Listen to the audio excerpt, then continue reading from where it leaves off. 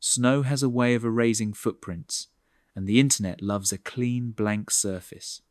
Type the word Tartaria, and a promise appears, a hidden empire, a stolen chapter of history, a reset that wiped a whole civilization from memory and left only odd buildings and old atlases as clues.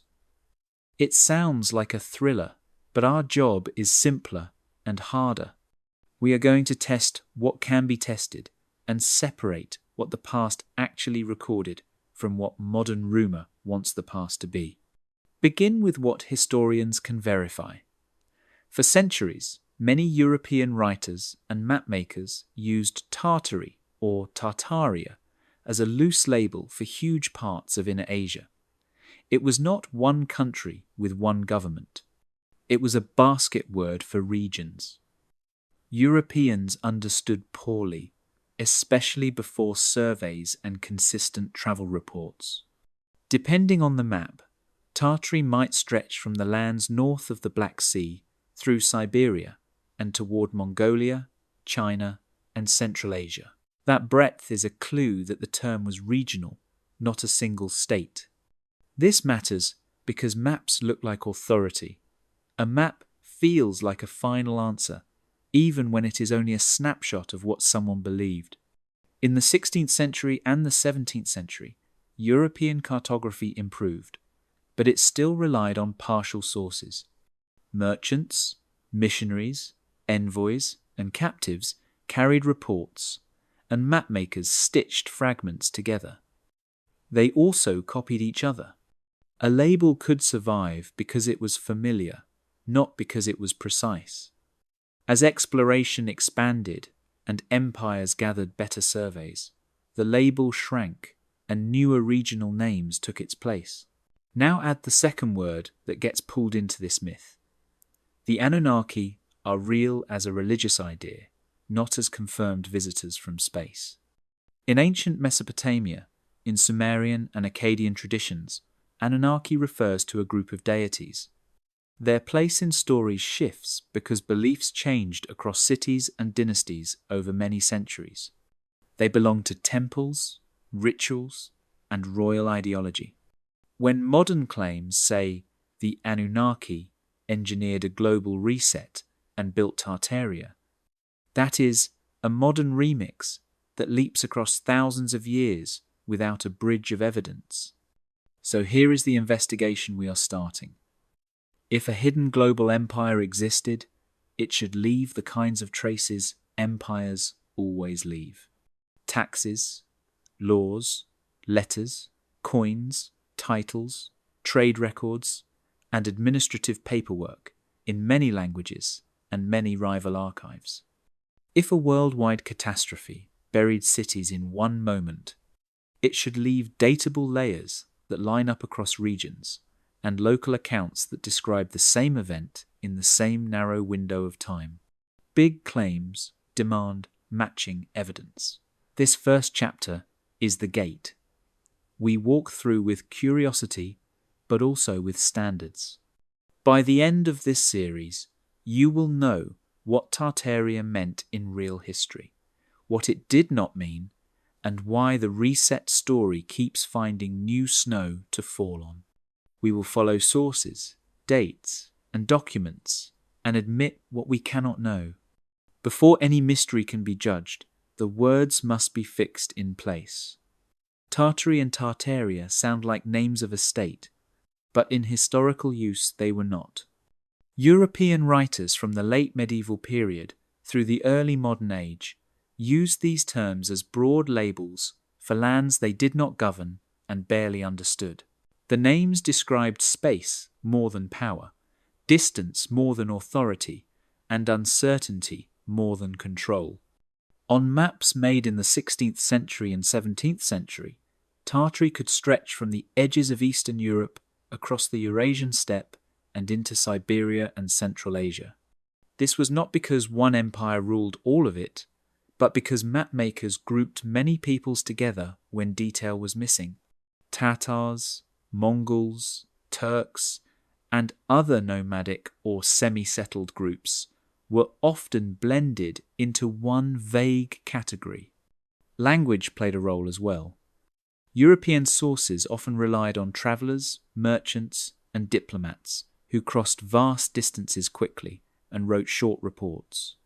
These accounts were filtered through translation, rumor, and fear left over from the Mongol invasions of the 13th century. The word Tartar even became linked in European imagination to Tartarus, a place of punishment, which added drama but not accuracy. As knowledge increased, the term lost usefulness. Russian expansion into Siberia, Qing rule in China, and better geographic surveys in the 18th century and 19th century replaced guesswork with borders.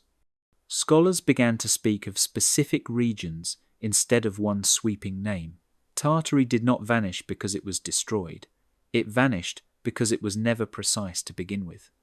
This distinction matters because modern myths depend on misunderstanding old labels. When a broad term is treated as the name of a state, absence of detail becomes proof of secrecy. Historians work in the opposite direction. They narrow definitions before drawing conclusions. When sources disagree, they look for context, not conspiracy, and ask why a writer used a word at a specific time. No archive describes a unified Tartarian government issuing laws across continents. No shared currency ties Europe, Central Asia, and the Far East under one authority. Instead, records describe khanates, kingdoms, empires, and tribal confederations rising and falling at different times. These are visible in Chinese chronicles, Persian histories, Russian records, and Islamic scholarship. Defining terms is not a dismissal of curiosity. It is how serious investigation begins. By understanding what Tartary meant to the people who used the word, we remove false weight from the claim. What remains is still interesting, but it is grounded. A question based on real language can be tested. A myth built on loose words cannot. This chapter clears the fog so the investigation can move forward. Once terms are stable, evidence can speak. The next step is to look at maps themselves, not as secrets, but as working documents shaped by limits, mistakes, and gradual learning. That perspective changes everything about the claims that follow and sets a firmer ground for judgment before conclusions are drawn with care. Old maps feel like evidence because they look finished, coloured, labelled, confident. But early modern maps were not final statements. They were working tools built from fragments of knowledge, many of them incomplete or second-hand. When we look at maps from the 16th century and 17th century that show Tartary spread across enormous parts of Asia, what we are really seeing is the edge of European understanding, not the outline of a hidden empire. Map makers depended on limited sources. Travellers moved along trade routes and reported what they saw in narrow corridors. Missionaries wrote letters from specific cities. Envoys described courts they visited but not the lands between. Much of Inner Asia remained distant, dangerous, or politically closed to Europeans. Faced with gaps, cartographers filled space with broad regional labels. Tartary became one of those labels, a way to say this land is known to exist, but not well known in detail. Copying also mattered. Map makers borrowed heavily from earlier maps. A respected atlas could shape decades of later work. If a label appeared on a famous map, it was often repeated, even when newer information suggested change. This was not deception. It was how knowledge moved before rapid communication. Errors and generalizations could last a long time. As exploration expanded, the maps changed. Russian surveys pushed eastward across Siberia in the 17th century and 18th century. Chinese administrative records clarified borders under the Qing dynasty. European scientific expeditions measured latitude, longitude, rivers, and mountain ranges with growing precision. As details increased, the big, vague word became less useful. Tartary fractured into Siberia, Manchuria, Mongolia, Central Asia, and named states and regions. This process is visible when maps are arranged by date. Early maps show sweeping labels and decorative creatures. Later maps show tighter borders, place names, roads, and political divisions. Nothing dramatic disappears overnight. Instead, the language evolves as accuracy improves. That slow shift is the opposite of a sudden reset. Another clue is inconsistency. On the same map, Tartary might sit next to clearly defined kingdoms like Muscovy or China. If Tartary were a unified state of equal power, we would expect similar internal borders, capitals, and symbols of rule. Instead, the area is often left open, lightly labelled, and sparsely detailed. Modern Tartaria claims often treat maps as photographs of reality. Historians treat them as arguments made with the information available at the time. A map says as much about the map maker as it does about the land. It reflects who paid for it, who it was meant to impress, and what sources were trusted. When knowledge improves, myths tend to shrink. Old maps do not show a lost empire erased by catastrophe. They show the slow movement from guesswork to clarity. Understanding that process removes much of the mystery without removing the wonder. The real story is not about secrets hidden in plain sight. It is about how humans gradually learn to describe a very large world, one imperfect map at a time. To understand why the word Tartar carried such weight in Europe, you have to remember fear travels faster than facts. In the 13th century, armies connected to the Mongol expansion swept into Eastern Europe with a speed and violence that shocked the medieval world. Cities fell, armies collapsed, and rumours raced ahead of the riders. For people who survived these encounters, the attackers were not carefully named ethnic groups or political units. They were a force from the east, sudden and overwhelming. European chroniclers struggled to describe what they had seen. Many called these invaders Tartars, blending the real name Tartar with the word Tartarus from classical mythology, a place of punishment and darkness. This was not an accident. It framed the invaders as almost supernatural, enemies from the edge of the known world. The label stuck, even as it lost precision. Over time, the word Tartar became a catch-all. Europeans applied it to Mongols, Tartars, Turks, and many other steppe peoples, regardless of language, culture, or political loyalty. Nomadic life, horseback warfare, and unfamiliar customs were flattened into a single image. This was not unique to Tartars. Medieval and early modern Europeans often grouped distant peoples into broad categories because detailed knowledge was rare. Limited first-hand information reinforced the problem. Most Europeans never travelled deep into Inner Asia. What they knew came from traders along the Silk Road, missionaries visiting specific courts, or diplomatic envoys passing through quickly. Each account was shaped by the writer's goals and fears. A merchant focused on routes and tolls. A missionary focused on beliefs. An envoy focused on rulers. None saw the whole picture. These partial views fed popular imagination. In Europe, Tartars were portrayed as fierce, mysterious, sometimes noble, sometimes monstrous. Art and literature reflected this uncertainty.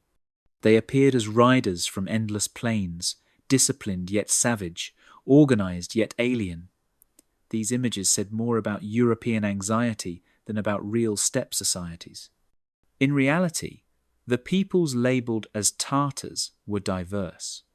They lived under different rulers, followed different religions, and fought each other as often as they fought outsiders. Some were subjects of powerful empires, like the Mongols or later the Qing. Others formed khanates with shifting alliances.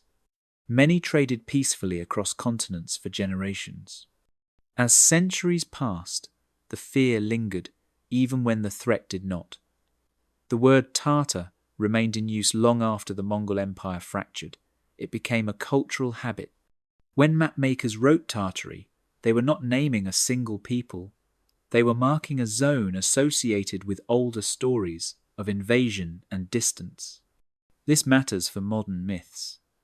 When old texts mention Tartars, they are often read as references to one hidden civilization, but the historical record shows the opposite. The term hides complexity rather than revealing unity. It was a shortcut used by outsiders, not a name chosen by a global empire. By recognizing how European imagination shaped the label, we remove another illusion. Tartars were not evidence of a lost superstate. They were a mirror reflecting how limited knowledge, fear, and memory can harden into misleading words that last far longer than the conditions that created them. If Tartaria were a single hidden empire, history would show it most clearly at the moment of its greatest power. That moment already has a name. It is the Mongol Empire. In the early 13th century, under Genghis Khan and his successors, Mongol armies created the largest contiguous land empire in human history. From East Asia to Eastern Europe, authority flowed from a ruling family, enforced by military power, tribute systems, and appointed governors. This was real unity, and it left massive evidence. That unity did not last. By the mid-13th century, the empire began to fracture. Succession disputes, distance, and local interests pulled it apart. By the late 13th century and early 14th century, the Mongol world had divided into separate khanates.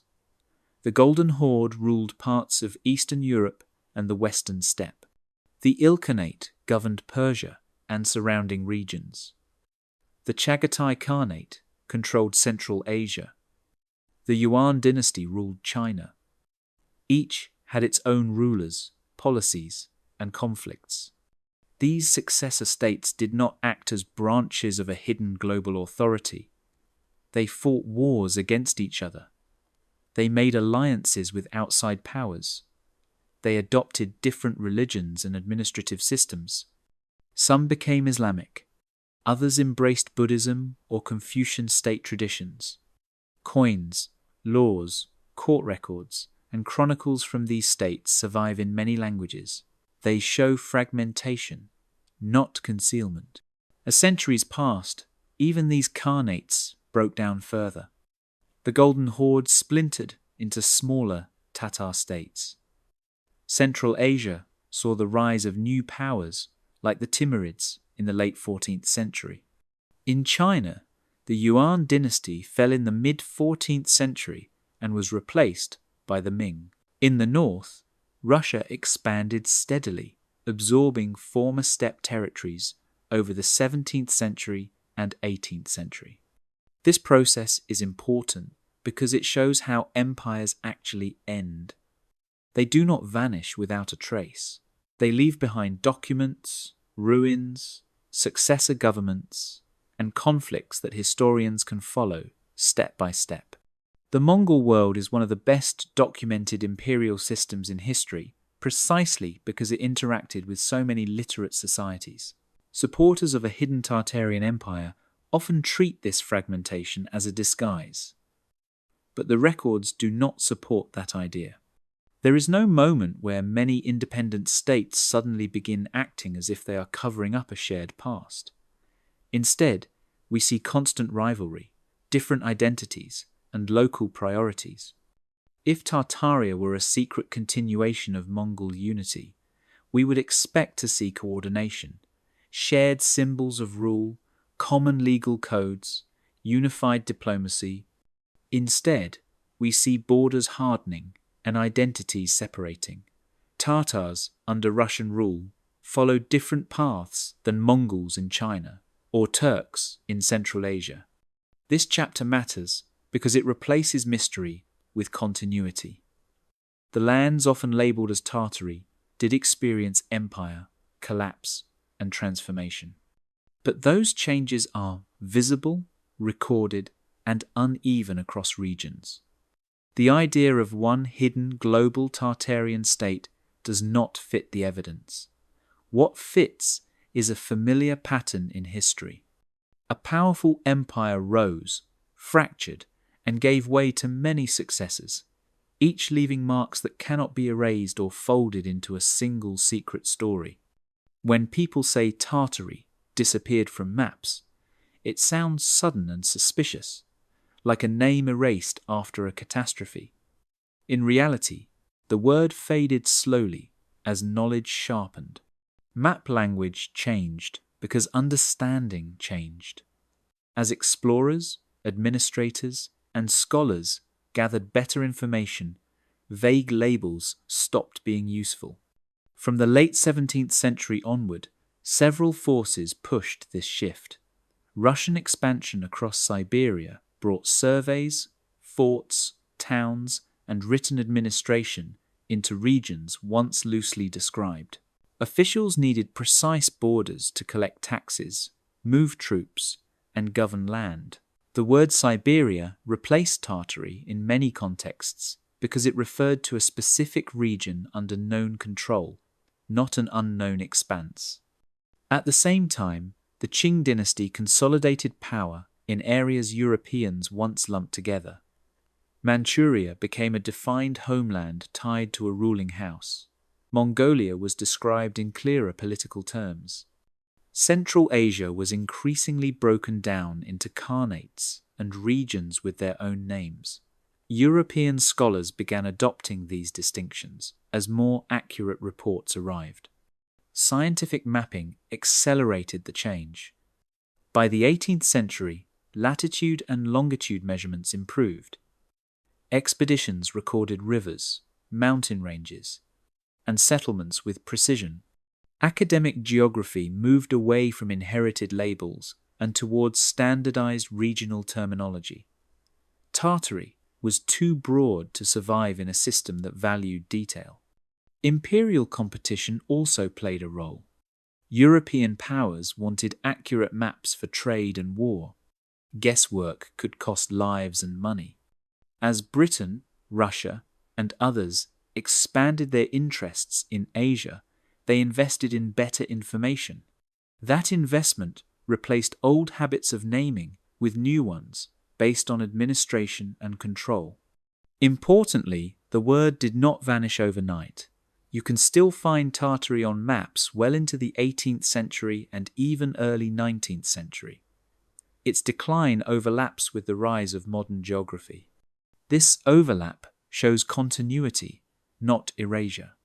The label faded because it no longer fit how the world was being described. If Tartary had been a unified empire, destroyed by a reset, its name would likely vanish suddenly and everywhere at once. That is not what we see. Instead, different mapmakers stop using the term at different times. Some keep it as a secondary label, others drop it entirely.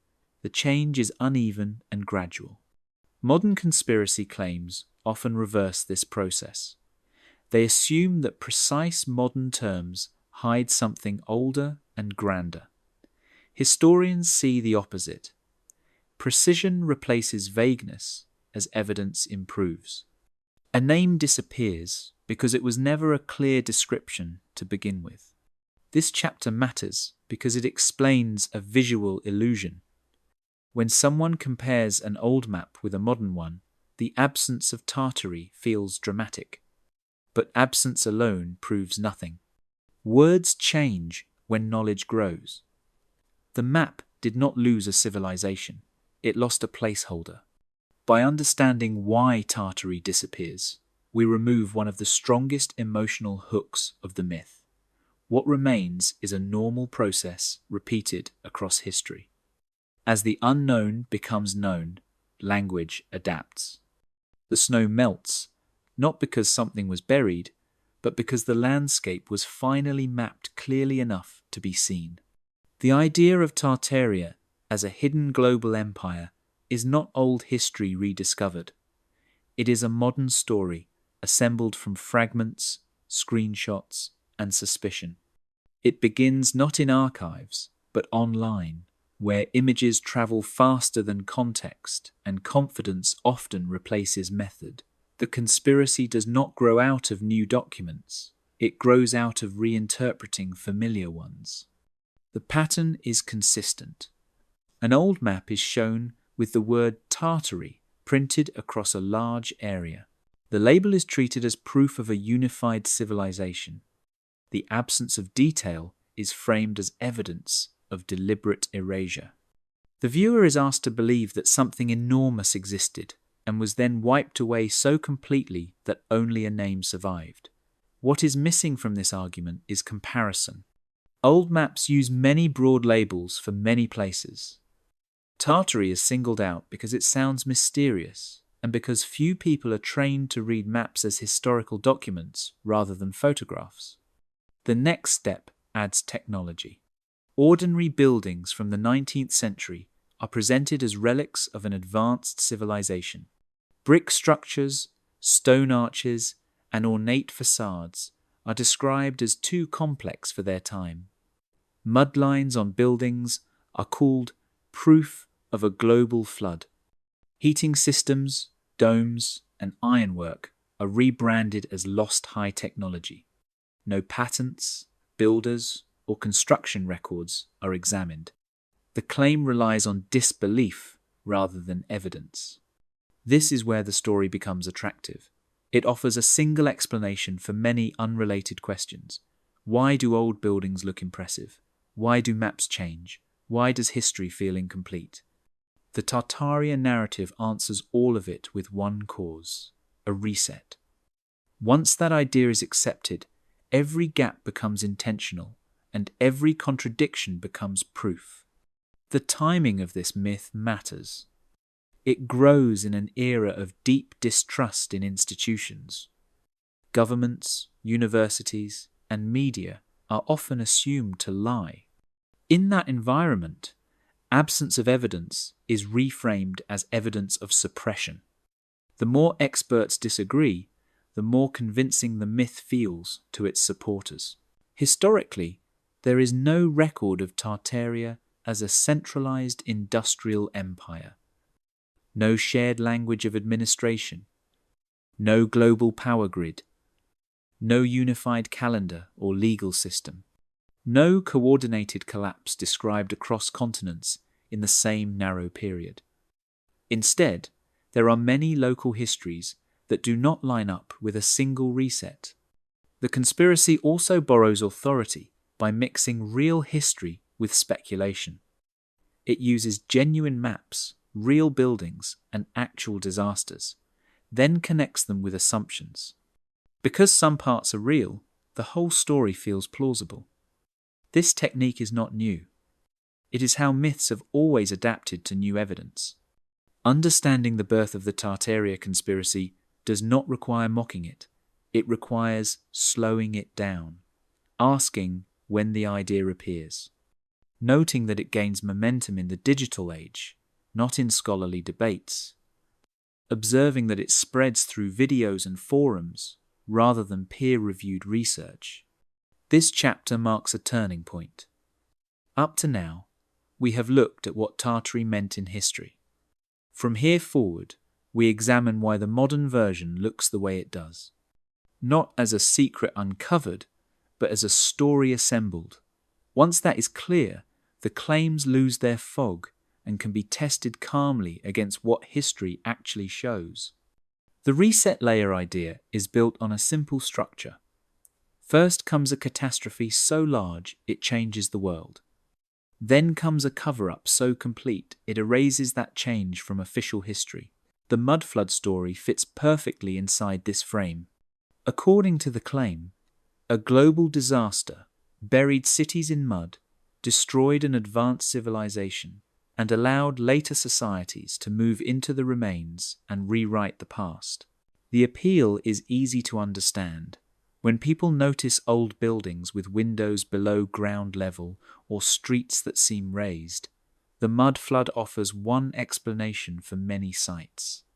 Instead of asking local questions about construction methods, renovations, or city planning, the theory jumps straight to a worldwide event. It feels dramatic and efficient. Historically, however, cities grow upward over time. Streets are repaved again and again. Floods deposit sediment locally. Fires lead to rebuilding on top of ruins. Basements are reworked. In places like Chicago, Seattle, and parts of Europe, documented urban projects raised street levels deliberately in the 19th century to improve drainage and sanitation. These changes are recorded in city plans, newspapers, and engineering reports. The reset story ignores this unevenness. A real global catastrophe would leave a synchronized layer across continents, dated to the same narrow window of time. Archaeology does not show this. What it shows instead are many local disasters at many different dates. Floods in one region, earthquakes in another, wars and fires elsewhere. Each leaves its own mark, but they do not line up as one event. Architecture is another key piece of the pattern. Reset narratives focus on impressive buildings and ask how people without modern tools could have built them. This question forgets the skills of the past. Stonemasonry, brickmaking, and iron casting were highly developed by the 18th century and 19th century. Large teams, simple machines, and long timelines made monumental construction possible without electricity or modern engines. The internet plays a major role in shaping the pattern. Images are pulled from different countries and centuries and placed side by side. Similar features are treated as proof of a single origin. Differences are ignored. Context is stripped away. Pattern matching replaces chronology. When something looks similar, it is assumed to be connected. Historically, resets are not invisible. When real civilizations collapse, they leave chaos in records. Trade breaks down. Writing changes or disappears. Population drops sharply. We see this after the fall of the Western Roman Empire and after the Bronze Age collapse around 1200 before the Common Era. These events are debated, but they are not hidden. They are messy and uneven and well documented. The mud flood idea requires a different kind of past, one where an advanced world vanished quietly and everyone agreed to forget it. That agreement would have to span rival empires, hostile religions, and distant cultures. No evidence supports such coordination. This chapter matters because it explains how reset stories work. They feel powerful because they simplify complexity. They turn many local histories into one dramatic moment. But history is rarely that clean. It is layered, uneven, and stubbornly specific. Understanding the reset pattern does not require rejecting curiosity. It requires slowing down and asking smaller questions. When we do that, the need for a global mud flood disappears. What remains is a world shaped by time, labor, disaster, and rebuilding, not by a single hidden reset waiting to be uncovered. The Anunnaki enter the Tartaria story as a powerful explanation borrowed from a much older world. In real history, the Anunnaki are not hidden engineers or visitors from the sky. They are a group of deities that appear in ancient Mesopotamian religion, especially in Sumerian and Akkadian texts that date back to the 3rd millennium before the Common Era. Their role shifts depending on time, place, and tradition, which is normal for ancient gods. In the earliest Sumerian sources, the word Anunnaki roughly means the offspring of the sky god An. They appear as a collective of divine figures associated with authority, judgment, and cosmic order. Some texts place them in the heavens. Others associate them with the underworld. There is no single fixed list of who they are or what they do. Ancient religion was not a system with one rule book. It evolved over centuries as cities rose and fell. As Mesopotamian culture changed, so did the gods. In Akkadian and later Babylonian traditions, the Anunnaki appear alongside other divine groups like the Agigi. Sometimes they are judges of the dead. Sometimes they are powerful but distant figures. The same name could carry different meanings depending on the story being told. This flexibility is a clue that we are dealing with myth and belief, not technical descriptions of real beings. What matters is how these texts were written and used. They were part of temple life, royal ideology, and ritual practice. Kings claimed divine favor. Priests interpreted omens. Myths explained floods, droughts, and social order. None of these texts describe machines, energy systems, or global construction projects. They describe gods acting symbolically in a world understood through myth. The modern idea of the Anunnaki as extraterrestrials comes much later. It appears in the 20th century, especially after ancient texts became widely translated and popularized. Some writers began reading myths as if they were misunderstood science. Metaphors were treated as literal reports. Divine actions were reimagined as technology. This approach ignores how ancient people actually wrote and thought. Historians and linguists do not read these texts that way. They compare manuscripts, study language change, and place stories within cultural context. When they do, the Anunnaki remain what the sources say they are, gods within a religious system, not physical beings, leaving archaeological traces across the globe. This distinction matters for the reset claim. If the Anunnaki had engineered a worldwide civilization or catastrophe, we would expect evidence far beyond myth. We would expect synchronized records across cultures. We would expect material remains that do not fit known technology. We would expect clear transitions that line up in time. None of this appears. Instead, what we see is a familiar pattern. A real ancient belief is lifted out of context and given a new role in a modern story. The name Anunnaki adds weight and mystery. It connects the present to a deep past. But connection is not evidence. By understanding who the Anunnaki were in history, the story becomes clearer.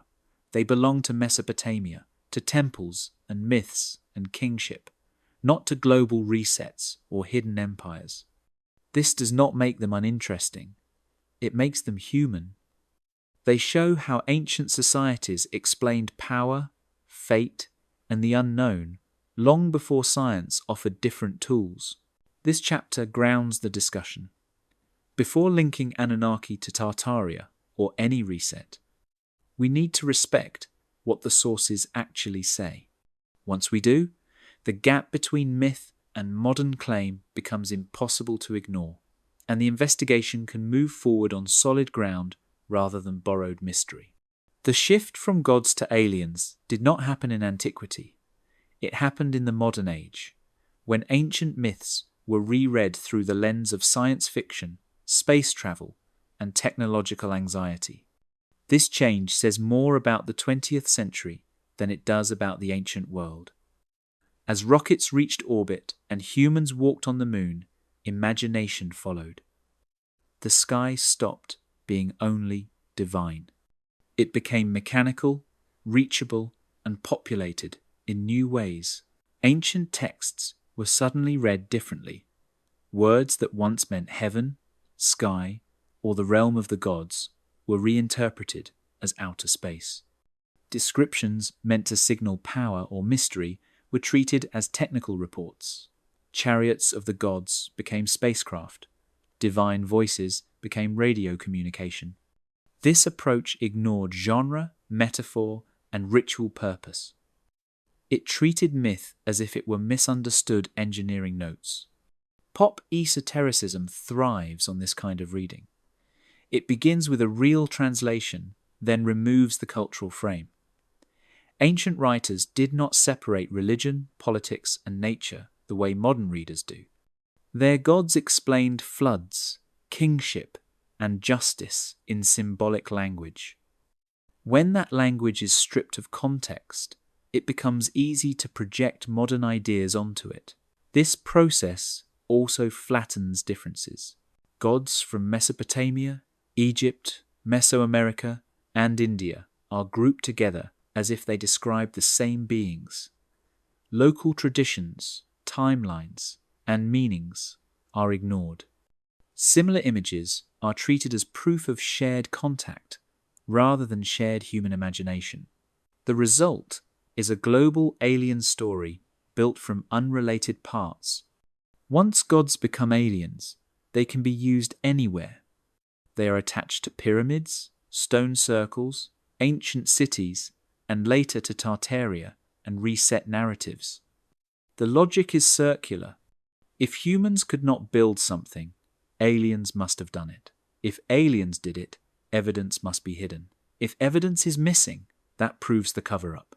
Each step protects the belief from challenge. Historically, this way of thinking is recent.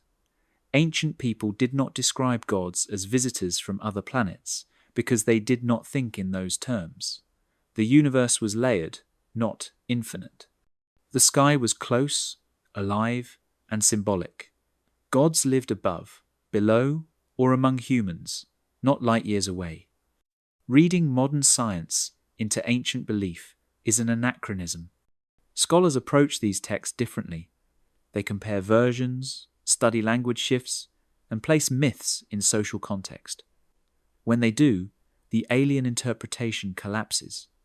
The texts make sense as religion, not technology. They explain values, fears, and power structures.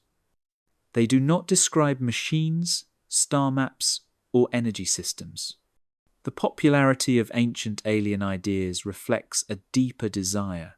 It offers wonder without faith and mystery without institutions. It allows people to reject traditional religion while keeping a sense of cosmic meaning. It also turns history into a puzzle with a secret answer, which feels empowering. But empowerment is not accuracy. When gods are turned into aliens, history becomes distorted. Real achievements of ancient peoples are minimized. Their skills, labor, and intelligence are replaced by outside intervention. This does not elevate the past, it erases it. Understanding how gods become aliens helps us see the Tartaria Anunnaki claim more clearly. It is not a discovery, it is a remix. Ancient beliefs are repackaged to solve modern doubts and frustrations. Once that process is visible, the story loses its inevitability. This chapter shows that the bridge from ancient god to modern alien is built by imagination, not evidence. Recognizing that bridge allows us to step back onto solid ground where history is complex, human, and fully capable of explaining itself without visitors from the stars. Before accepting any claim of a global reset, the rules have to be clear. History is not judged by how dramatic an idea sounds, but by whether it meets basic standards of evidence. A reset layer would be one of the largest events in human history. Because of that, it would leave signals that are hard to miss and impossible to fake. The first requirement would be a datable global destruction layer. Archaeology works through layers of soil, ash, debris, and rebuilding. If a worldwide catastrophe buried cities at the same time, archaeologists would find a matching layer across continents. That layer would date to the same narrow window using radiocarbon methods, tree rings, ice cores, and written records. This is how events like major volcanic eruptions are identified. No such universal layer exists for the period usually claimed by reset theories. The second requirement would be Synchronized collapse evidence. A true reset would disrupt societies everywhere at once. Trade would stop, writing systems would break or radically change. Governments would fall in a short span of time. Population numbers would drop sharply across regions. Instead, what history shows is staggered change. Some empires decline, while others rise. Some regions suffer disasters while others remain stable. Timelines do not line up into a single global moment. The third requirement would be consistent records across cultures. Civilizations across Eurasia, Africa, and the Americas kept records in different forms. Chronicles, inscriptions, tax lists, religious texts, and oral traditions often describe disasters in detail. When major events happen, they are noticed even by rivals. A global reset would appear in Chinese chronicles, Islamic histories, European records, and indigenous traditions, all pointing to the same event. That agreement does not exist. Material culture would also matter. Tools, buildings, and everyday objects would show an abrupt break. Technologies would disappear and restart without gradual transition. Instead, archaeology shows continuity.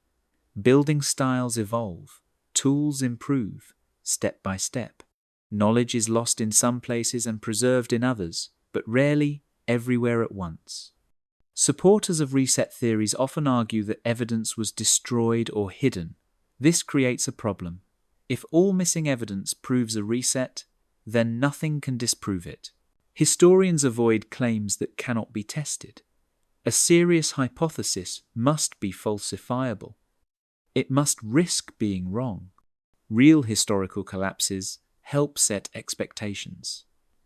The Bronze Age collapse around 1200 before the Common Era affected many regions, but not all in the same way.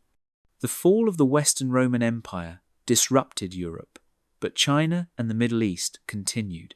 Even the Black Death in the 14th century, one of the deadliest events ever recorded, left uneven traces and clear documentation. A reset layer would be larger than all of these.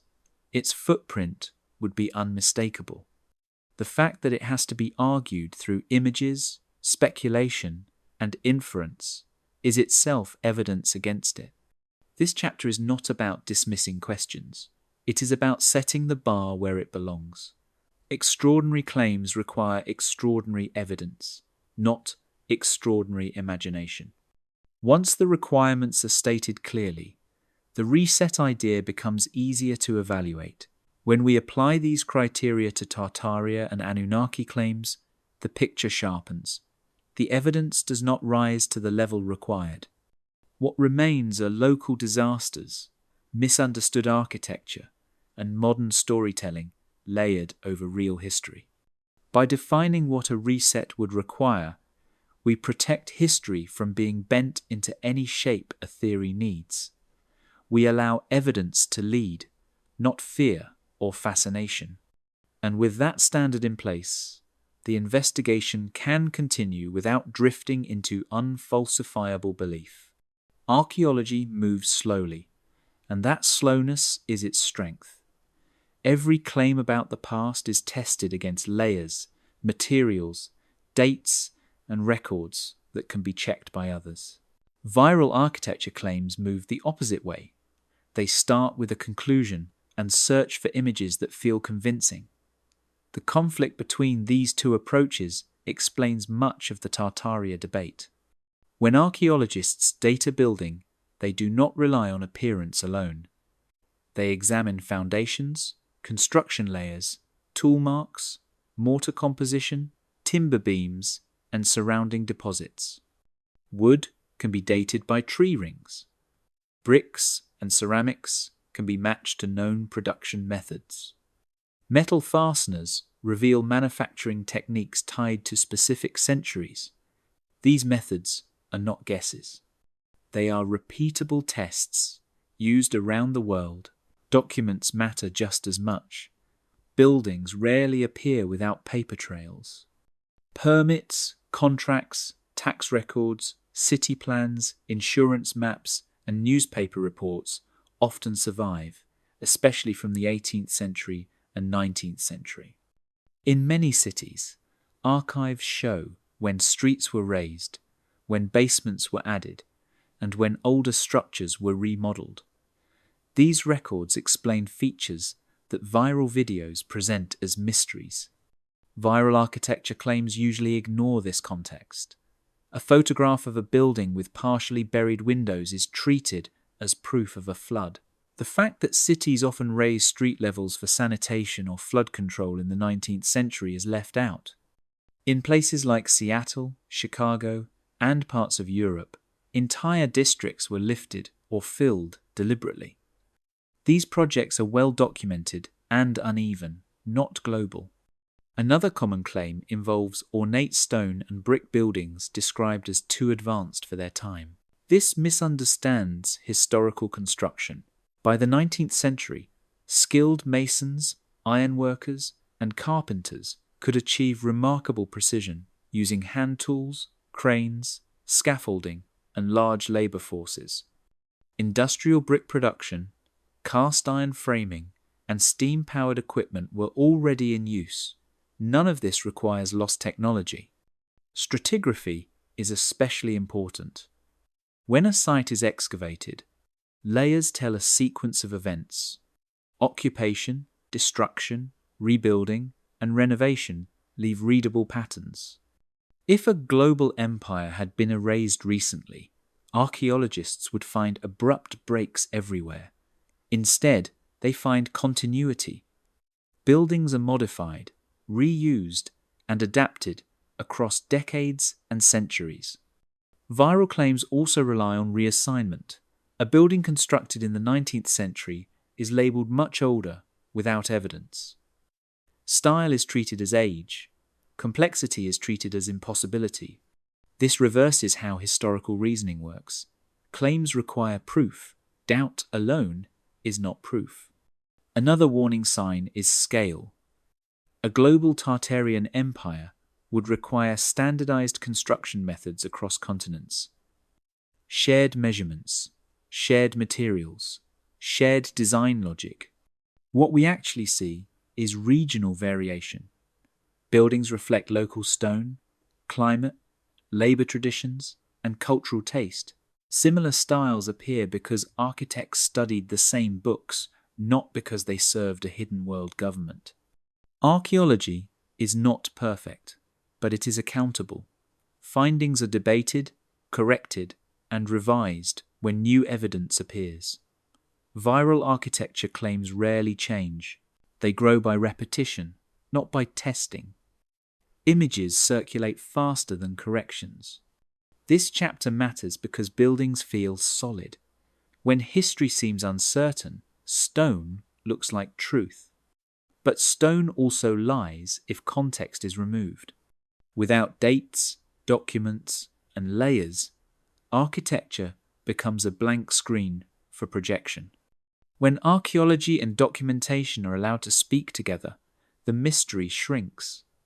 Buildings return to their real place in time, built by known people, using known methods for known reasons. The idea that they belong to an undocumented global empire collapses under the weight of ordinary evidence. Understanding this difference protects us from confusing wonder with proof. The past is impressive enough without borrowing it for myths it does not support. Empires are not quiet. They generate paper, seals, stamps, lists, and laws at a scale that is difficult to imagine until you see the archives. Power requires administration, and administration leaves records. This is one of the strongest tests for any claim of a lost global empire. If Tartaria existed as a unified state, its bureaucracy would be impossible to erase everywhere at once. Real empires tax people. Taxes require censuses, land surveys, receipts, and enforcement. They pass laws, which are written down, copied, translated, and argued over. They communicate with governors, generals, and foreign rulers through letters and messengers. They regulate trade with tariffs, licenses, and shipping records. Each action multiplies documents across cities and borders. History is full of these paper trails. The Roman Empire left laws carved in stone and copied on parchment from Britain to Syria. The Chinese imperial system produced massive archives detailing grain shipments, population counts, and official appointments. Islamic caliphates recorded court decisions, contracts, and correspondence in Arabic and Persian. Even smaller states left behind coins, decrees, and tax rolls. What makes these records durable is duplication. Empires operate in many languages and regions. A decree issued in a capital is copied locally. A tax assessed in one province is recorded again at higher levels. Trade between states produces records on both sides. For a global empire to vanish without trace, all of these layers would need to be destroyed in every region simultaneously. Supporters of the Tartaria idea often respond by saying the records were hidden or burned. This explanation breaks down under scale. Rival empires kept copies of treaties and trade logs. Religious institutions preserved texts independently of governments. Merchants kept private records because their livelihoods depended on them. Even enemies preserved each other's paperwork. Consider the Mongol Empire again. It fractured centuries ago, yet its administrative traces remain across Eurasia. Persian historians, Chinese officials, European travellers, and Russian chroniclers all describe different parts of the same system. None agree on everything, but together they form a dense web of evidence. Now compare that to Tartaria. There are no tax codes attributed to it, no court records, no standardized titles of office, no multilingual legal documents issued under a single authority. What exists instead are regional records that describe different powers operating independently. The idea of total erasure also ignores human behavior. Bureaucrats keep copies, scribes make mistakes, clerks store old papers, archives decay unevenly, some burn, some survive by accident. That uneven survival is exactly what historians expect. Total absence is not. Another problem is time. Tartaria is often placed in the recent past, sometimes as late as the 18th or 19th century. This is an era of printing presses, newspapers, and expanding literacy. Erasing a global empire from that period would require coordination beyond anything documented in history. Paper trails are boring compared to myths, but they are powerful. They do not rely on belief, they rely on accumulation. Each receipt and letter is small. Together, they become overwhelming. This chapter matters because it shows what power looks like when it is real, not domes and towers alone, but files and forms, ink and repetition. Empires drown in their own paperwork. When we look for Tartaria in the places empires must exist, in offices, courts, ports, and markets, we find silence. That silence is not mysterious, it is informative. The absence of bureaucracy is not proof of concealment, it is proof of absence. And once that is understood, the idea of a hidden global Tartarian empire loses one of its last supports, replaced by a clearer picture of how history actually records power. One of the strongest moves in modern conspiracy thinking is turning absence into proof. When records cannot be found, the missing space is treated as evidence of a cover-up rather than a problem for the claim itself. This move feels logical on the surface, but it reverses how historical reasoning works. History begins with surviving evidence, not with imagined events. Documents, objects, ruins, and dates form a base. From that base, historians build cautious conclusions. When evidence is thin, conclusions remain limited. When evidence is missing entirely, the responsible response is doubt, not certainty. Treating no records as proof flips that logic upside down. The Tartaria reset story relies heavily on this reversal. Supporters argue that the lack of official records proves the erasure was successful. Any archive that does not mention Tartaria is assumed to be altered or incomplete. Any contradiction is framed as deliberate misdirection. This creates a belief system that cannot be tested because every outcome supports the claim. Historians are familiar with lost records. Fires destroy archives, wars scatter documents, climate damages paper, time erodes memory. But loss is uneven. Some records vanish, while others survive in unexpected places. That uneven survival is itself evidence of authenticity. When everything is missing everywhere, the explanation is usually simpler. The thing being searched for never existed in the way claimed. Consider well-known historical gaps. We lack many records from ancient civilizations. Yet we still find coins, inscriptions, trade goods, and references in neighboring cultures. Even when writing systems disappear, like in parts of Europe after the fall of Rome, material culture and continuity remain visible. Total silence is rare. The no records argument also ignores how knowledge spreads. Information is copied, translated, and stored by different groups with different interests. Merchants, religious institutions, foreign governments, and private families all keep records. For a global empire to be erased, all of these independent channels would have to fail at once. History offers no example of that level of coordination. Another problem is timing. Tartaria is often placed close to the modern era. This period includes printing presses, newspapers, libraries, and growing literacy. Millions of documents survive from the 18th century and 19th century, claiming that only the records of a massive global empire were removed stretches credibility. The rhetorical move works because it protects belief. If evidence appears, it proves the theory. If evidence does not appear, that also proves the theory. This closed loop feels strong, but produces no knowledge. It cannot be challenged or refined. Good historical questions remain open to being wrong. They risk failure. They accept that some ideas do not survive contact with evidence. This is not weakness. It is how understanding grows. This chapter matters because it teaches how to spot the switch.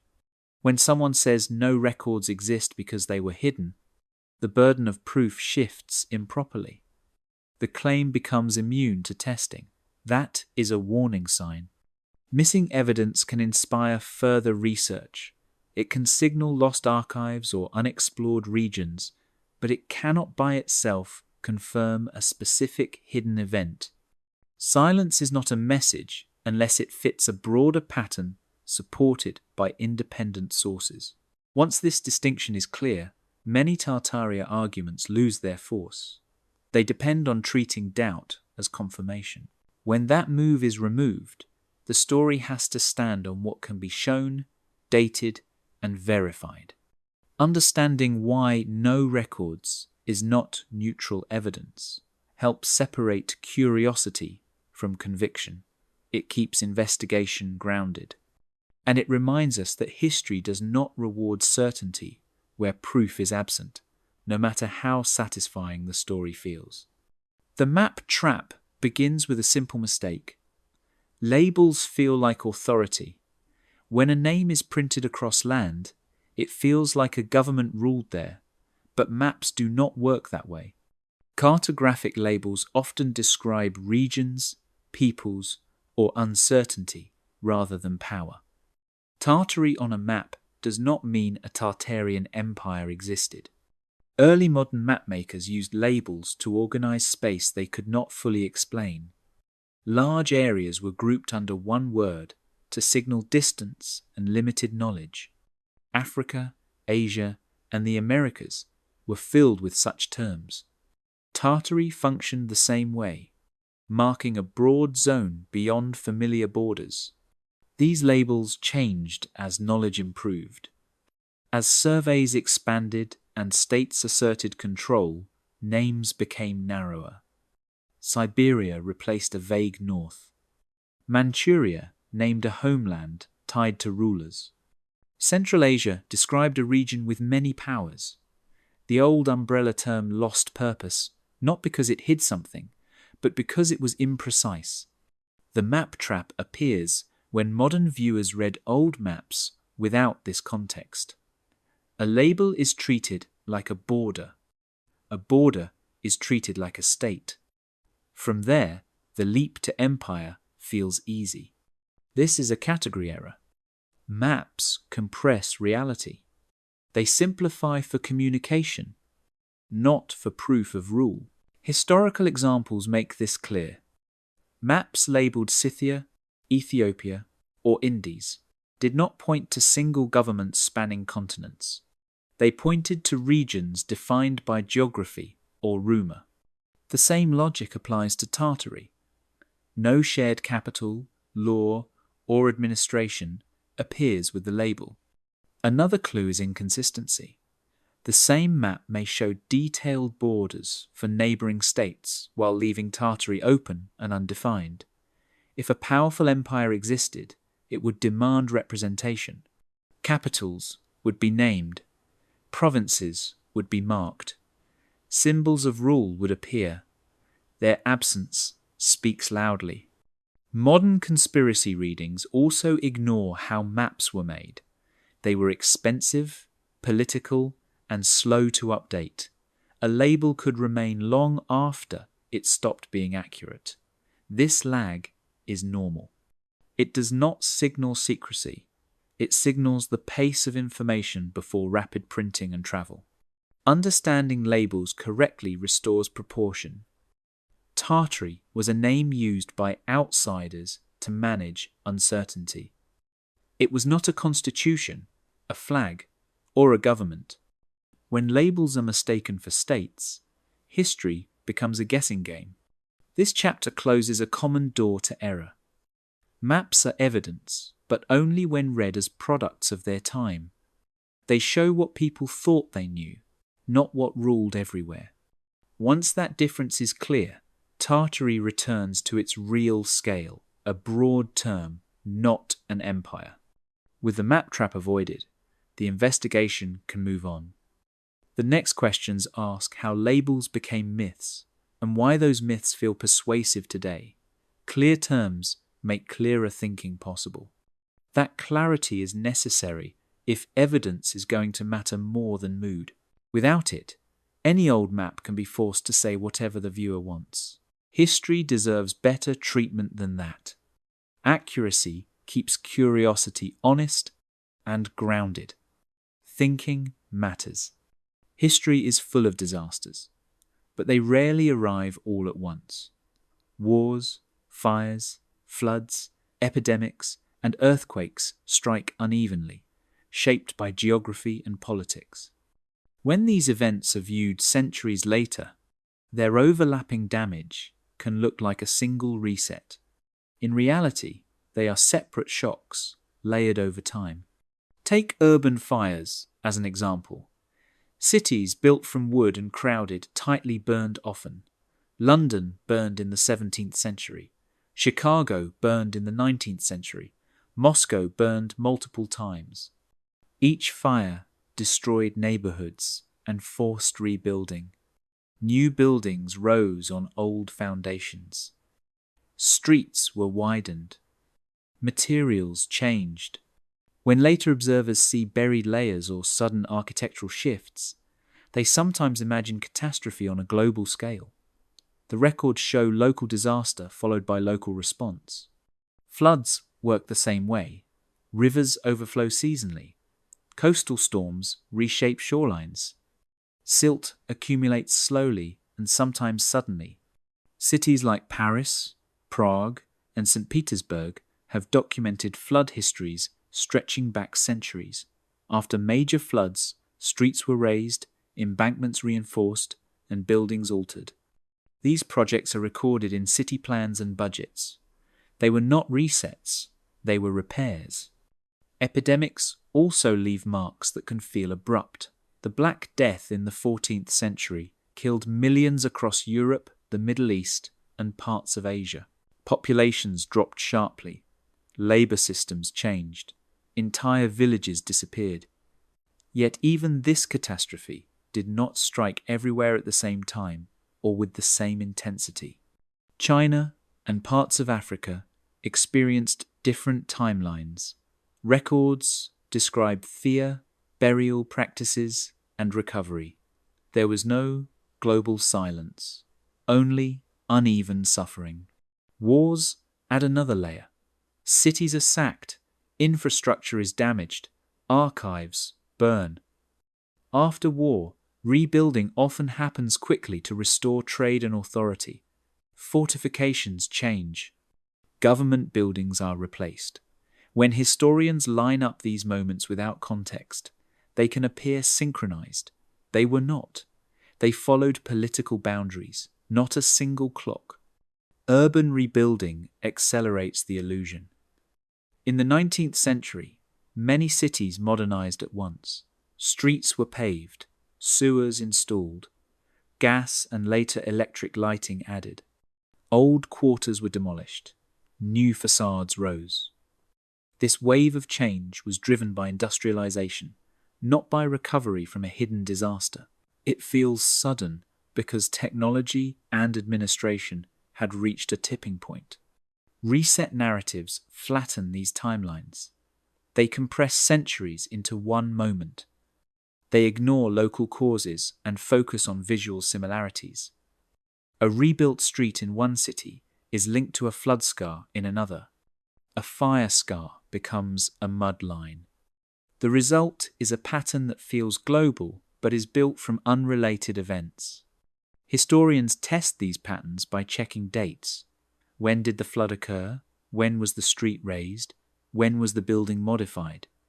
When those dates are placed side by side, the reset dissolves. The events do not align. Real catastrophes are messy. They generate letters, laws, emergency orders, and memories. They leave scars that fade at different rates. A true global reset would not need interpretation. It would announce itself everywhere at once. This chapter matters because it restores time to history. When time is respected, the need for a hidden reset disappears. What remains is a world constantly damaged and constantly rebuilt by human hands. Understanding real catastrophes helps us resist simple stories. The past was not reset, it was repaired again and again, unevenly, imperfectly, and visibly. That slow process is less dramatic than a single lost empire, but it is far more accurate. Claims of lost advanced technology sound convincing because they appeal to surprise. If something looks impressive, the explanation must be extraordinary. But history evaluates technology through evidence that can be traced. Inventions do not appear fully formed and then vanish without a trail. They leave patents, workshops, tools, training systems, and gradual improvements that can be followed over time. When people claim free energy devices powered Tartaria, the first question is not belief, it is documentation. A working energy system requires materials, manufacturing, and maintenance. Metals must be mined and refined, components must be standardized, skilled workers must be trained. If such a system existed on a global scale, it would produce vast supply chains and mountains of paperwork. Real technological revolutions show this clearly. The steam engine did not appear overnight. It evolved through many designs, failures, and improvements from the 17th century through the 19th century. Each step is documented in patents, letters, and factory records. Early engines were inefficient and dangerous. Later ones improved as knowledge spread. Nothing about this process is secret or clean. Electric power followed a similar path. Experiments in the 18th century led to generators, grids, and appliances in the 19th and 20th centuries. These systems required copper, iron, coal, and labor. Cities rewired streets. Newspapers reported accidents and breakthroughs. Museums hold prototypes and parts. If a superior energy system existed before this, it would leave evidence even if it were abandoned. Impossible engineering claims also fail this test. Large stone buildings, iron domes, and bridges are presented as beyond known capabilities. In reality, engineers used cranes, scaffolding, pulleys, and steam-powered machinery.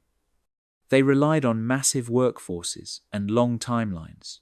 Construction sites left debris, tools, and plans. We still find them. Another requirement is transition. When technology changes, old systems do not vanish instantly. They overlap with new ones. Horses and steam engines coexisted. Gas lighting and electric lighting overlapped for decades. If free energy existed and was replaced, we would see hybrid systems and debates. We do not. Supporters often argue that elites suppressed superior technology to protect profits. Suppression does happen in small cases, but global suppression across rival nations and competing companies strains credibility. Innovation is driven by advantage. If one group had access to free energy, others would copy it quickly. Historical archives also matter. Patent offices expanded rapidly in the 19th century. Inventors rushed to protect ideas. Thousands of patents survive, including many impractical designs. None describe the systems claimed by Tartaria theories. The internet favors visual proof. A strange device in a photograph feels convincing, but without context, a photograph proves little. Museums are filled with odd prototypes that never worked well enough to spread. This chapter matters because technology is concrete. It leaves marks that can be handled, dated, and tested. Extraordinary claims must pass ordinary checks. When those checks are applied, Tartaria technology claims fail. There are no workshops, no supply chains, no transitional machines, no paper trail. What remains is admiration for past craftsmanship, mistaken for mystery. Human skill built impressive things without hidden power sources. Understanding what counts as evidence keeps wonder honest. It allows us to respect the past without inventing tools it did not use. History shows progress as a chain, not a jump, and when that chain is examined carefully, the idea of lost free energy fades into the same place as many other modern myths. Lost civilization stories are drawn to monuments without clear parents. When a structure feels impressive and its history is complicated, it becomes an orphan in the imagination. Without context, the building is adopted by whatever myth needs it most. Tartaria theories thrive on these orphans. Many monuments look older or more advanced than people expect because expectations are wrong. Past societies invested enormous labor into public buildings, religious spaces, and infrastructure. They reused sites repeatedly. A cathedral might sit on Roman foundations. A palace might include medieval walls and 19th century facades. When layers are ignored, the structure feels out of place in time. Documentation gaps make this easier.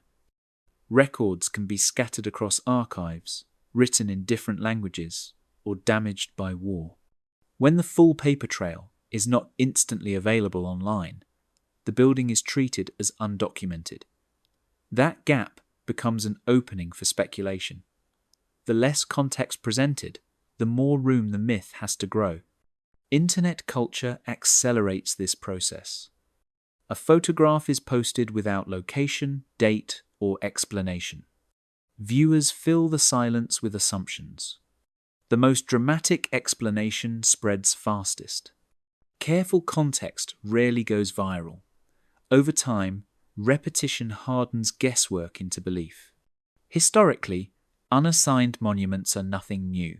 The pyramids were once attributed to lost races. Stone circles were credited to giants or magicians. Roman roads were thought to be beyond medieval ability. In each case, better archaeology returned these works to human hands.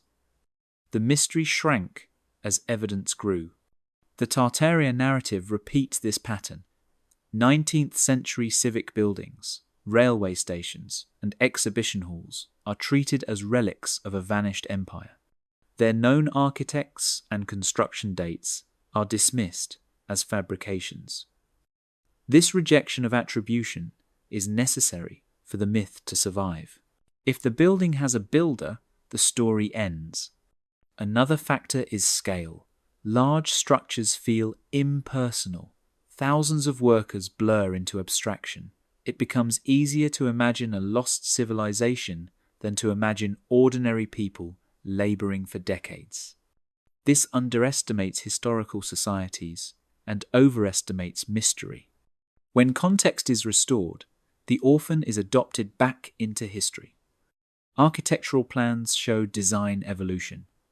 Construction photos reveal scaffolding and labor. Newspapers report progress and accidents. Inscriptions name donors and dates. These details anchor monuments to specific moments and people. Lost civilization stories also prefer monuments that survived while surroundings changed. A stone building standing among newer structures feels displaced. In reality, stone lasts longer. Wood rots. Brick erodes. Survival does not imply superiority or secrecy. This chapter matters because it explains why certain buildings keep reappearing in reset narratives. They are visually striking and context-heavy. Removing that context makes them usable as symbols. History does not need orphan monuments. It needs patience. When the full record is consulted, most orphans find families.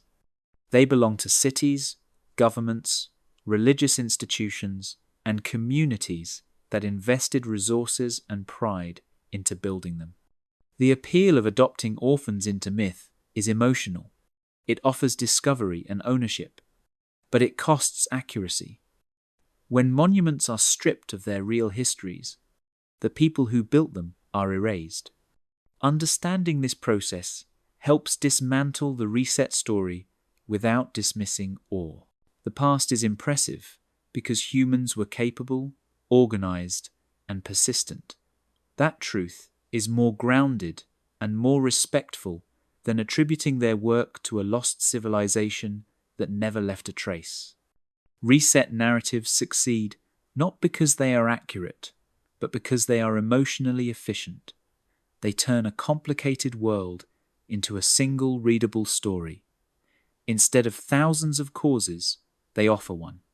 Instead of slow change, they offer one dramatic break. Instead of uncertainty, they offer certainty. And certainty feels calming in a confusing time. Human brains are pattern-seeking. We look for order even when events are messy. History is especially hard because it is full of partial records, competing explanations, and unfinished answers. Reset stories solve this discomfort by collapsing complexity. If everything went wrong because of one hidden reset, then the chaos of the present makes sense. There is also a moral payoff. Reset narratives divide the world cleanly. There is a golden age before the reset. There are villains who caused or covered it up. And there are truth seekers in the present who see through the lie. This structure gives the believer a role, not just a learner, but a revealer. That feels empowering. These stories also restore lost grandeur. modern life can feel disconnected from meaning. Reset myths suggest humanity once lived in a more advanced, harmonious world that was stolen. That loss explains dissatisfaction without requiring gradual social explanations like economics, politics, or technology. The problem is not complex systems. The problem is theft. Psychologically, this mirrors older myths. Flood stories, fallen ages, and lost kingdoms appear across cultures. They explain suffering by pointing backward to a rupture. The difference now is scale. Modern reset narratives are global and recent, which makes them feel urgent and personal. Distrust in institutions amplifies the appeal. When governments and media are seen as unreliable, alternative explanations gain ground. Reset stories align with this distrust. They suggest that experts are not mistaken, but lying. That reframes confusion as insight. Not knowing becomes proof that you know something others do not. The internet intensifies this effect. Algorithms reward emotional clarity and dramatic claims. A calm explanation that says the past is complicated does not spread as fast as a bold claim that says everything was erased. Repetition turns speculation into familiarity, and familiarity feels like truth. Reset narratives also remove randomness. Real history includes accidents, bad luck, and unintended consequences. That can be uncomfortable. Reset stories replace chance with intention. Someone planned this. Someone is responsible. Even if the plan is evil, it is easier to accept than meaninglessness. Understanding this payoff does not mean mocking believers. It means recognizing a human need. People want stories that make sense of loss and confusion. The danger comes when emotional satisfaction replaces evidence. Historians face the opposite problem. Their answers are often incomplete. They revise conclusions when new evidence appears. This humility can feel weak next to the confidence of a reset story, but it is strength, not weakness. It reflects respect for reality. This chapter matters because it explains why reset ideas persist even when evidence is thin. They are not just claims about the past, they are tools for making sense of the present. Once the psychological payoff is visible, the spell weakens. The story no longer feels inevitable. It becomes one option among many ways to explain the world. History does not offer simple villains or clean breaks. It offers continuity, struggle, and adaptation. That may be less dramatic, but it is more honest. Recognizing the emotional appeal of reset narratives allows curiosity without surrendering judgment. It lets us ask why a story feels good before deciding whether it is true. In earlier centuries, myths spread by word of mouth. Today, they spread by algorithm. The modern attention economy rewards content that holds eyes and stirs emotion, not content that is careful or slow. This shift helps explain why Tartaria and reset stories flourish now rather than in academic journals. Algorithms are designed to maximize engagement. They track clicks, watch time, comments, and shares. Content that provokes surprise, anger, or awe performs better than content that explains limits or uncertainty. A claim that history is wrong and you are being lied to triggers curiosity and suspicion at the same time. That combination is powerful. Nuance does not travel well in this environment.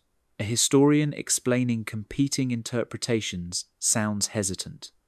A myth maker stating a bold conclusion sounds confident. To an algorithm, confidence looks like authority. The system cannot judge truth. It can only measure reaction. This creates incentives. Creators who frame content as revelation gain reach. Each new video escalates the claim to keep attention. What began as a question becomes a certainty. What was once speculation becomes proof. The story hardens because softness does not survive. Monetization reinforces the cycle. Views generate ad revenue, sponsorships, and donations. Mystery becomes a product. Once an audience forms around a belief, challenging it risks losing income. The safest move is to deepen the narrative, not question it. Historically, this is new. In the past, publishing required editors, funding, and time. Claims faced friction. Today, friction is low. Anyone can publish instantly to millions. Correction moves slower than error. A false claim can circle the world before a careful response is written. The attention economy also favors isolation. Recommendation systems feed users similar content. Over time, viewers see fewer opposing views. The reset story becomes normal. Dissent feels rare or suspicious. This feedback loop strengthens belief without adding evidence. Careful historical work struggles here. It requires context, dates, and uncertainty. It often ends with maybe or we do not know. Those endings do not perform well. They feel unsatisfying compared to stories that promise hidden truth. This does not mean creators are always dishonest. Many believe what they share, but belief combined with incentive creates momentum. Once a story spreads, stopping feels like betrayal to the audience. The Tartaria myth benefits from this system. It offers images, shock, and certainty. It asks viewers to feel smarter than institutions. That emotional reward keeps engagement high. Understanding this dynamic matters because it shifts the question. Instead of asking only, is this true, we also ask, why is this everywhere? The answer is not only in the claim, it is in the system that amplifies it. Algorithms do not care about archives. They care about attention. History moves slowly. Virality moves fast. Recognizing this helps restore balance.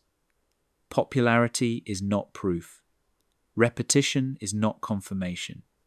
Confidence is not evidence. When nuance loses to myth, the solution is not silence, it is patience. Slower explanations, clear standards, repeated reminders of how knowledge is built. This chapter shows that modern myths do not spread because they are ancient. They spread because they are optimized. Once that is understood, the noise becomes easier to filter. History has not failed. It is competing in a system that does not reward it. Knowing that allows us to listen more carefully and choose evidence over excitement. To be fair to the question, the strongest case for Tartaria begins with something real. Tartary was a historical, geographical concept used on maps and in texts for centuries. It was not invented by the internet.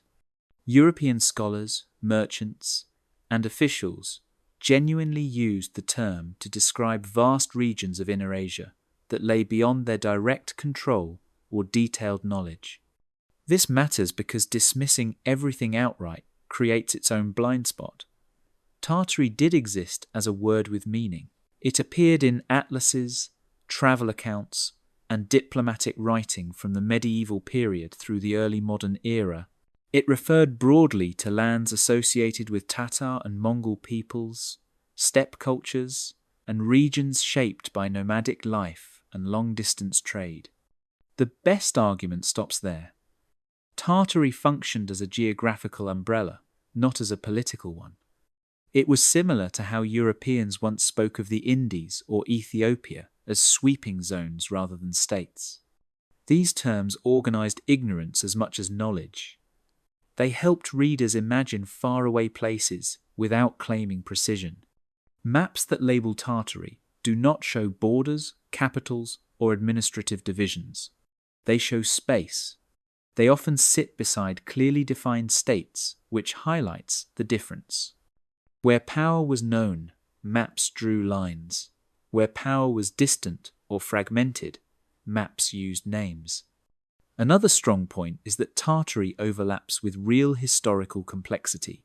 Inner Asia did host powerful empires, trade networks, and cultures that shaped world history. The Mongol Empire connected continents. Silk Road routes moved goods, ideas, and disease. Steppe societies were not empty or backward. They were dynamic and influential. Acknowledging this corrects a common mistake. The Tartaria myth often grows from frustration with shallow history education. When people realize how little they were taught about Inner Asia, they suspect erasure. The reality is neglect, not conspiracy. Western narratives focused elsewhere and left gaps. Where the argument fails is the leap. Tartary as a concept does not equal a unified superstate. Geography is not government. A name on a map does not imply centralized authority. There is no evidence of shared law, taxation, or administration across the regions labeled Tartary. This leap ignores contradictory evidence. During the same periods when Tartary appears on maps, records describe multiple competing powers. Khanates rise and fall. Empires clash. Borders shift. No single authority coordinates them. These conflicts are documented by Chinese, Islamic, Russian, and European sources alike. The Steelman approach also requires acknowledging why the term faded, Tartary, disappeared as knowledge improved. It was replaced by more accurate regional names as surveys, administration, and scholarship advanced. This is how geographic language normally evolves. Separating the real from the imagined strengthens the investigation. It allows us to say, yes, Tartary was real as a label, and no, it was not an erased empire. Both statements can coexist without contradiction. This chapter matters because it shows respect for evidence without surrendering standards. It demonstrates that skepticism does not mean dismissal, it means precision. When the strongest argument is presented fully, the myth loses its urgency. What remains is an interesting story about how Europeans once described the world, not about a hidden civilization removed by force. Understanding this distinction allows curiosity to continue without drifting into fantasy. It honors real history while refusing to inflate it into something it never was. That balance is the goal, not to debunk by ridicule, but to clarify by care. The strongest case for the Anunnaki begins with respect for the sources. The Anunnaki are real within the context that created them. They appear in Mesopotamian texts that reach back to the 3rd millennium before the Common Era, written in Sumerian and later in Akkadian. They mattered deeply to the people who wrote about them, prayed to them, and organized their world around them. In these texts, the Anunnaki are a category of gods, not a single figure. Their name is often linked to An, the sky god, and they are described as powerful divine beings associated with authority, judgment, and cosmic order. Depending on the text, they appear in the heavens, in councils of gods, or connected to the underworld. This variation is normal. Ancient religions were not fixed systems. They changed over centuries as cities rose, fell, and competed. The Anunnaki show up in myths, hymns, and ritual texts, not in technical manuals or historical chronicles. Their role is symbolic. They explain why kings rule, why justice matters, and why the universe has structure. In some stories, they help decide the fate of humanity. In others, they are distant figures whose power must be respected. There is no single canon that defines them once and for all. This matters because it establishes their importance without stretching it. The Anunnaki were central to Mesopotamian religious imagination. Ignoring them or dismissing them as meaningless would be wrong. They shaped belief, law, and kingship in one of the world's earliest urban civilizations. Where the argument ends is where the leap begins. Mesopotamian texts do not describe the Anunnaki as physical beings traveling across the globe. They do not describe them building cities in Asia, Europe, or the Americas. They do not place them in the modern era or connect them to 19th century architecture. These ideas are not present in the sources. The leap happens when myth is treated as misunderstood science. Divine actions are reread as technological interventions. Metaphor is flattened into machinery. Ancient writers did not think this way. Their gods were not engineers. They were explanations for order, chaos, and power in a world without modern science. Another strong point against modern intervention claims is geography. Mesopotamian texts are rooted in a specific landscape. Rivers, cities, temples, and rituals are named. The worldview is local, even when the gods are universal. There is no global map of Anunnaki activity because the belief system did not operate on that scale. Chronology also matters. The Anunnaki belong to the deep ancient past. Tartaria claims often place resets in the recent centuries. Bridging that gap requires evidence of continuous presence or influence. None exists. There are no transitional records showing Anunnaki belief evolving into global technological management. By steel manning the argument, we can say this clearly. The Anunnaki were real as gods. They mattered as symbols. They shaped one of humanity's earliest civilizations. That alone makes them worthy of study and respect. But respect for ancient belief does not require accepting modern additions. Adding extraterrestrial travel and global resets does not strengthen the case. It weakens it by ignoring context. This chapter matters because it shows that skepticism can coexist with seriousness. You can take ancient texts seriously without taking every modern interpretation literally. Once the strongest historical case is laid out, the boundary becomes clear. The Anunnaki belong to Mesopotamian religion, not to hidden modern history. Understanding that boundary allows the investigation to move forward honestly. It preserves what is real and releases what is imagined. That distinction is not a loss, it is clarity. After moving through maps, records, buildings, myths, and motives, the question can finally be answered directly. Was Tartaria an Anunnaki reset layer? The honest answer, based on available evidence, is no. The parts of the story are real. The connection between them is not. Tartary was a historical label used by Europeans for large parts of Inner Asia. It appears on maps and in texts for centuries. It reflected distance, limited knowledge, and broad cultural grouping.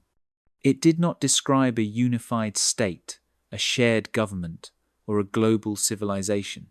As knowledge improved, the label faded and was replaced by more precise regional names.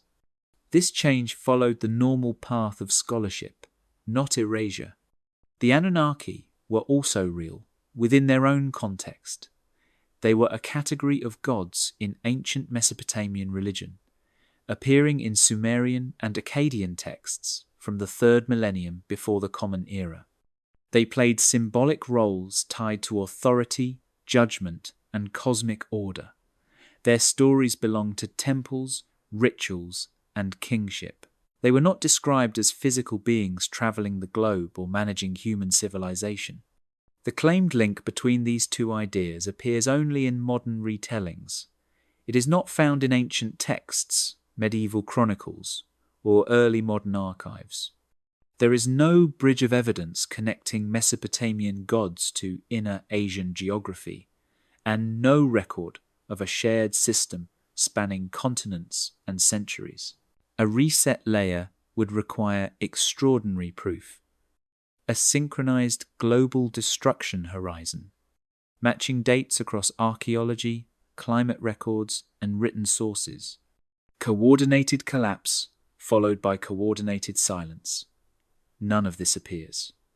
What does appear are many local disasters, many political changes, and many rebuilding efforts spread unevenly across time and place. Architecture, often used as visual proof, does not support the claim. Buildings attributed to Tartaria show clear construction methods, documented dates, and known builders. Urban changes explain buried streets and altered facades. Material science, archives, and photographs confirm continuity, not replacement. Technology claims fail the same test. There are no patents, workshops, supply chains, or transitional machines pointing to lost free energy systems. Real technological change leaves trails. These trails exist for steam, electricity, and industry. They do not exist for the systems claimed by reset theories. The appeal of the Tartaria Anunnaki story comes from how it feels, not from what it proves. It simplifies history. It assigns blame. It restores a sense of lost greatness. It offers certainty in a confusing world. These are powerful emotional rewards, but they are not evidence. Reaching this conclusion does not mean dismissing curiosity or wonder. It means respecting how knowledge is built. History advances through comparison, testing, and revision. When claims cannot meet basic standards of proof, they remain stories, not discoveries. So the answer stands. Tartary was a name. The Anunnaki were gods. The idea that they combine into a global reset layer does not survive careful examination. There is no hidden empire waiting to be uncovered beneath the snow. What remains is something quieter but more solid. A past shaped by human decisions, human labor, and human belief. Complex, uneven, and often incomplete. Not erased, but layered. Understanding that difference is the real result of this investigation. In the end, the Tartaria Anunnaki story tells us more about the present than the past. It reveals how modern myth-making works in an age flooded with information and short on trust. When knowledge feels fragmented and institutions feel distant, stories rush in to fill the gaps. Humans have always built myths to explain what they cannot easily see. Ancient people looked at storms and stars. Modern people look at archives and buildings. The tools change, but the impulse stays the same. We want a story that makes the world feel coherent and meaningful. This myth grows where education is uneven. Many people were never taught how maps evolve, how cities rebuild, or how archaeology dates structures. When impressive monuments appear without that background, awe turns into suspicion. If no one explained this to me, maybe it was hidden. Distrust acts as fuel. When governments, media, and experts lose credibility, alternative explanations gain strength. Reset stories thrive on that distrust. They do not ask for patience. They ask for belief. They reward skepticism of authority while demanding loyalty to the story itself. There is also a quiet sadness beneath the myth. Reset narratives suggest humanity once lived better and wiser before something was taken away. That loss explains frustration with the present. It is comforting to believe decline was caused by theft rather than by long, complex systems we struggle to change. The myth also flatters the believer. To see the reset is to be awake while others sleep. That sense of insight builds identity. Questioning the story can feel like an attack on the self, not just the idea. Monuments play a special role. Stone and brick feel permanent. They outlast governments and people. When they stand silent, they invite projection. Without context, they seem to whisper secrets. The myth gives them a voice. History, by contrast, speaks softly. It hesitates. It revises. It admits uncertainty. That humility is honest, but it is not always satisfying. In a loud world, quiet explanations struggle. What this investigation shows is not that people are foolish for believing these stories. It shows they are human. They seek order, meaning, and agency. Myths offer all three. The danger comes when myth replaces method, when feeling right matters more than being correct, when evidence becomes optional. At that point, history turns into a mirror that reflects only what we want to see. The real story is not that a civilization was erased. It is that knowledge requires effort. Understanding the past takes time, comparison, and the willingness to accept partial answers. Tartaria and the Anunnaki do not connect as a reset layer, but they connect in another way. They show how easily real fragments can be fused into a powerful narrative when context is stripped away. This does not mean the wonder should disappear. What human achievement is justified. Curiosity about the past is healthy, but wonder works best when guided by care. What this myth reveals about us is a choice. We can chase stories that promise secret truth, or we can learn how truth is actually built. The past does not need to be rewritten to be fascinating. It only needs to be understood.